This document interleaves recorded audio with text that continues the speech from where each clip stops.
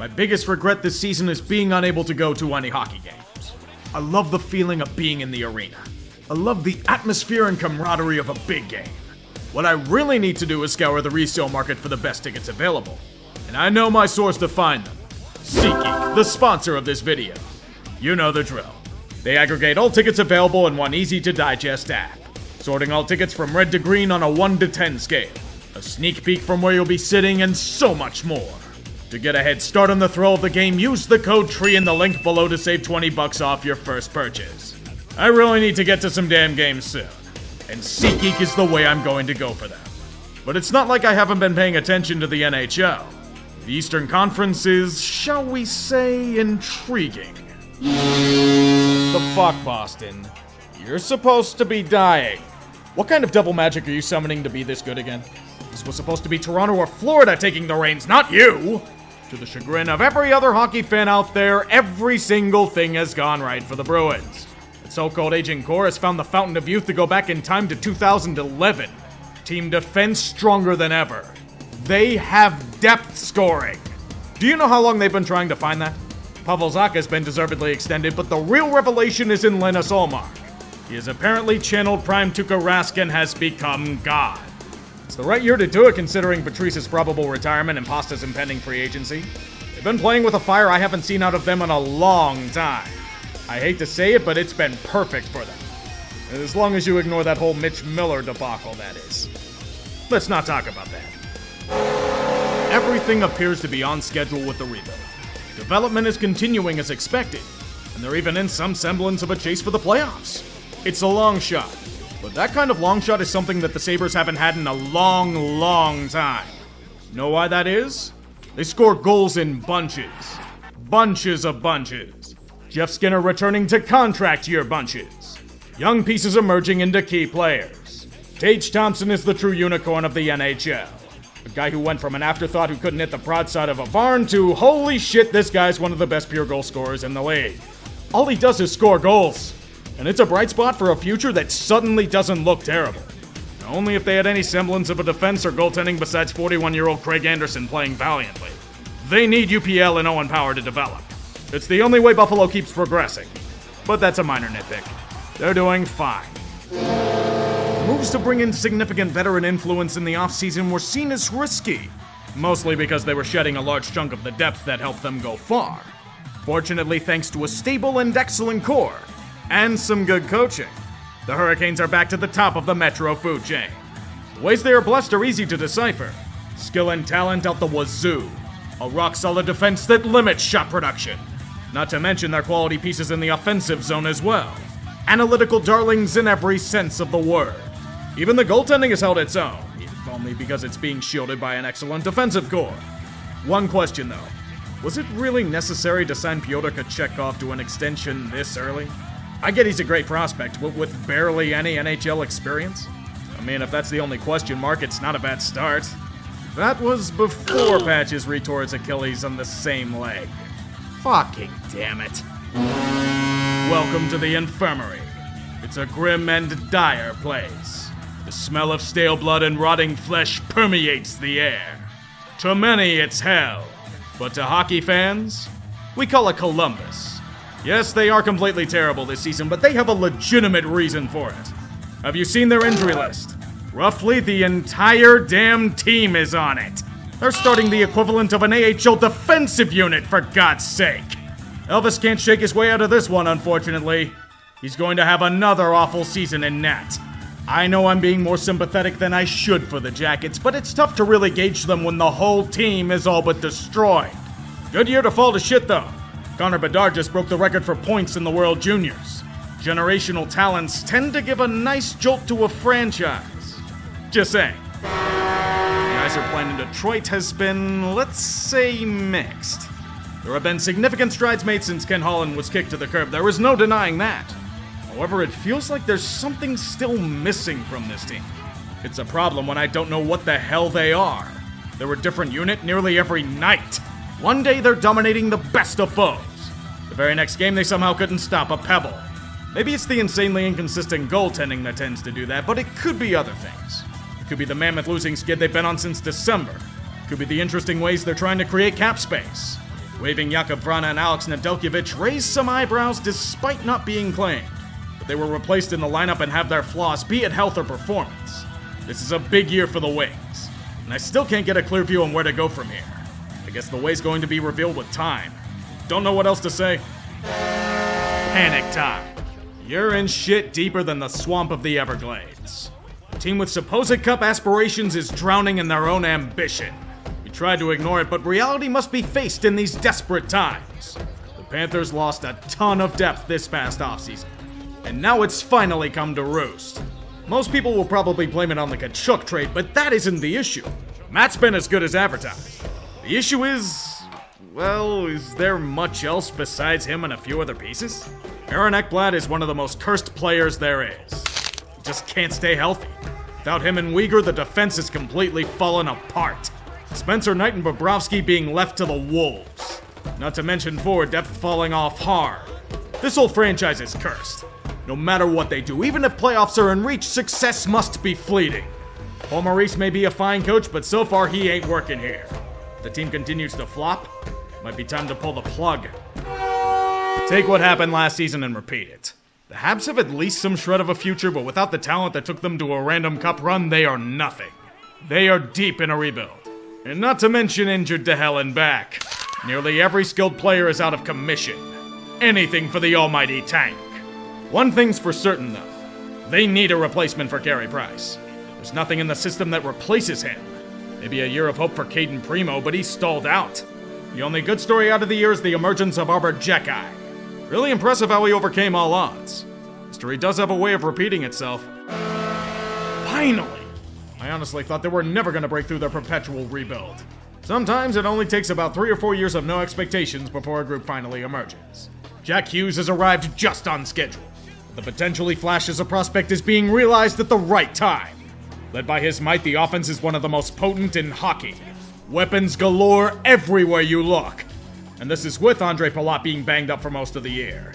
The thing that surprises me about the winning ways is that it's happening in strange, inconceivable ways. Strong defensive play, no longer giving up a shit ton of odd man rushes. Elite goaltending by, wait a second, Vitek Vanacek?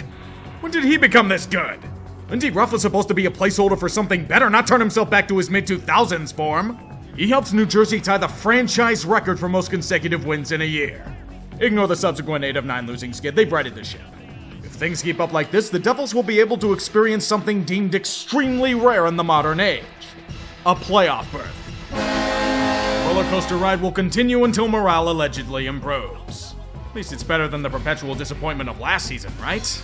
Any success is mostly due to Ilya Sorokin, but it's still an improvement. Kinda? It's a team that's treading water and is being carried by elite goaltending instead of anything legitimate, and they're on yet another freefall before the inevitable win streak, but it's not despair. More awaiting the inevitable. The Isles strike me as a team that just doesn't have enough to overachieve like they had in 2020 and 2021. Talent, but not enough of it. Structure, but not enough of it. Depth, but injuries starting to chip away at it.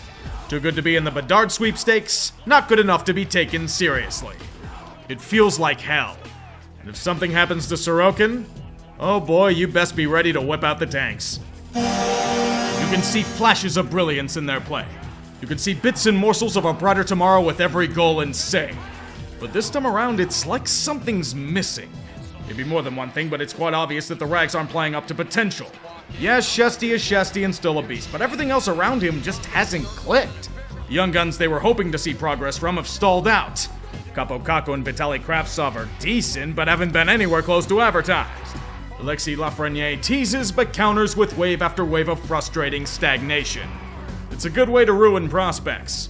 With every Keandre Miller and Philip Hedl taking strides, the offense fails to ascend to an elite echelon. It's still a good team, but I'm expecting more. I always have been, yet it hasn't happened. We're waiting, Rangers. I mean, at least you don't have to deal with Eugene breathing down your neck at every given situation. That in itself is an improvement, but the struggles of a team still trying to find its identity remain. They'll struggle heartily to start the year, and then find form only to struggle once again. Potent special teams unit on both sides undone by a complete lack of quality depth throughout the roster. Goaltending highly inconsistent and suspect. It's the unfortunate cost of rebuilding. You prop up the core, but need to flesh out everything around them in order to truly thrive. But as we all know, their main concerns aren't on the ice this year. It's in the fallout of Melnick's death. His daughters are choosing to cash out. Many suitors are preparing their bids for the honor of buying the team. But the main goal is to keep the Senators in Ottawa. I think it can be done.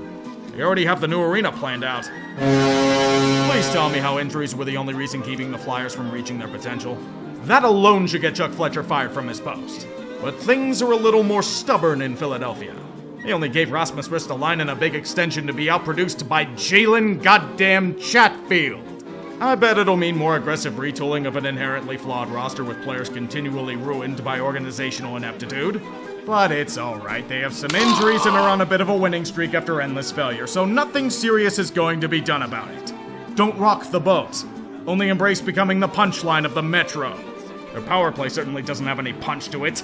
The Tony DeAngelo and John Tortorella marriage is working as well as anyone expected it to. Agonizing. It mirrors how the season has gone. The Flyers still feel lost, directionless, drifting in the wind. However, knowing this team, they'll probably use it as impetus to throw the few things keeping them relevant aside to keep the boys' club alive. In this case, casting Carter Hart into a volcano. Maybe Ivan Provorov as well to appease modern sentiments. Now you see why I was clamoring for this team to strip it down and start rebuilding last offseason. Sure, you can say they still have incredible talent in the core. Malkin's finally back to skating in prime form. Sid's still one of the best players in the game. They have weapons in the top 6. It's worth it. At least until you wonder where the hell the rest of the team is. There's no depth whatsoever. High-end talent is masking the fact that Jeff Carter and Brian Dumoulin have run out of gas in the worst possible way. There are only so many emerging P.O. Josephs to go around. Chris Letang has had a season of tragedy with his father dying. Not to mention suffering a second stroke. They're a mess in overtime games. Too much inconsistency to take them seriously, especially between the pipes. The Pens have doomed themselves into becoming the new Red Wings. And while they have a chance to make the playoffs, they're going to be destroyed at this rate. Forgive me for my cynicism, but it sucks when you see it coming from a mile away.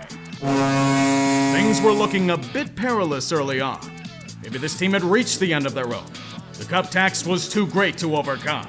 The Lightning had gotten fat and happy off the lamb of their previous glories. The normal wear and tear, not to mention injuries crippling them to a fate of nostalgia and cap hell. However, over the new year, something surprisingly predictable happened. Tampa Bay found a new gear, riding a surge of incredible form to sling themselves back into cup contending status. Vasilevsky flanked by a quality defense holding the fort for elite talents to terrorize in the offensive zone. I'll continue to recommend not taking penalties against them. Their power play tends to punish that with haste. In this kind of situation, no news is the best news. Just keep humming and let the talent do the talking. The Atlantic is going to be a bloodbath once again. And I think this next team is going to want to see you defeated for good reason. Watching Toronto is the equivalent of Groundhog Day. Whenever NHL media talks about them, it's the same damn shit over and over again. Look at their incredible high-end talent. The analytics and team stats are absolutely incredible. Even with most of their defense out due to injury, they're still clamping down on opponents. Their experiments in net have been successful. Here's the issue with all this good news. We said the same things about them last year, and the year before that, and in 2019. Forgive me if I'm treating this team like the boy who cried wolf. Even if the Leafs really are legit and slaughter every sheep in sight, history has shown me to restrain until they prove themselves. Like Groundhog Day, my comment is the same as last year. Win 4 games in the playoffs and then we'll talk. You know what to do. Washington and Pittsburgh really are tied at the hip. Both are staring in the face of a long, hard abyss. Both have signs that they're still formidable foes. Incredible cores and talents that transcend time itself. Ovi's relentless chase to the scoring record reaching immortality even at this state. Surpassing 800 goals and overtaking Mr. Hockey for second all-time. That obviously means something. There may be serious questions as to the viability of this team in the postseason, and they reek of a group about to be smacked in the first round, but Ovi's still blasting howitzers, so all's well. Not to mention they've gotten Nick Backstrom and Tom Wilson back from long-term injury. As for the goaltending overhaul, it's been decent-ish. Even if Kemper and Lindgren are admirable, it must sting to see Samsonov and Vanacek do well elsewhere, I reckon. They're a team that could click if pieces of the core return to peak form, but do you really trust them against the elite of the conference? Right now, I don't know if I can answer that with confidence. That's sent down the length of the ice. I'll say it's touched, so it will not be icing. Forecheck, Mantha centers in front. Kuznetsov have a shot. And there it is, 800. Alexander Ovechkin has done it. And here come the Hats and the team.